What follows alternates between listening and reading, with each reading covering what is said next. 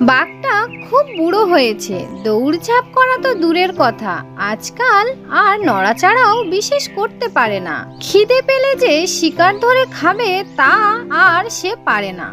বছরখানেক আগে একটি বউ একলা বনের পথ থেকে তার বাপের বাড়ি যাচ্ছিল।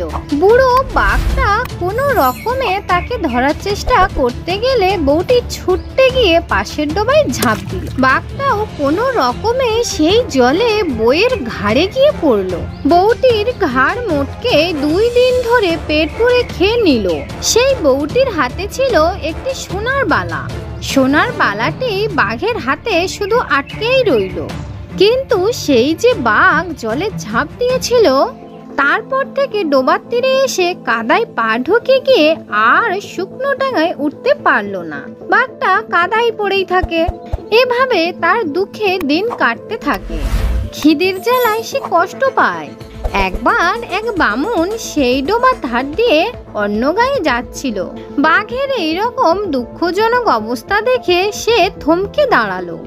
বাঘটা সঙ্গে সঙ্গে কাতর কণ্ঠে বলে উঠল, ও হে পূজারী, আমার মৃত্যু শীঘ্রই হবে। জীবনে আমি অনেক প্রাণী হত্যা করে ভীষণ পাপ করেছি। সুতরাং মরার আগে আমি কিছু পুণ্য করে যেতে চাই। আমার কাছে এই মহামূল্যবান সোনার বালা আছে। আমি এই জিনিস তোমার মতো পবিত্র মানুষকে দান করতে চাই। বামুনটার খুব লোভ হলো।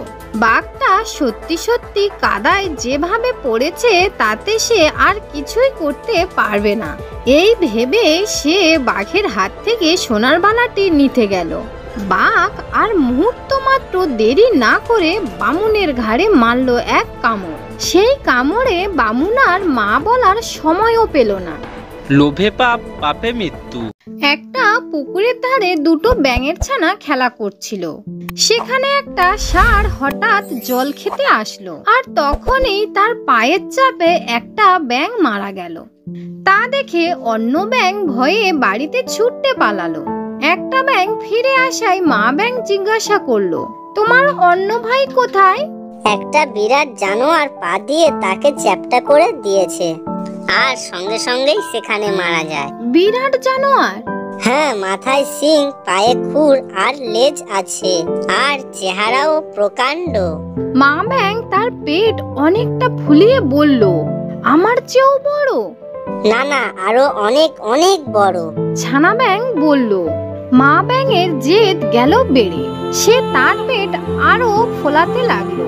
এইভাবে ফোলাতে ফোলাতে এক সময় তার পেট গেল ফেটে। অহংকারী ব্যাঙ পেট ফেটে মারা গেল।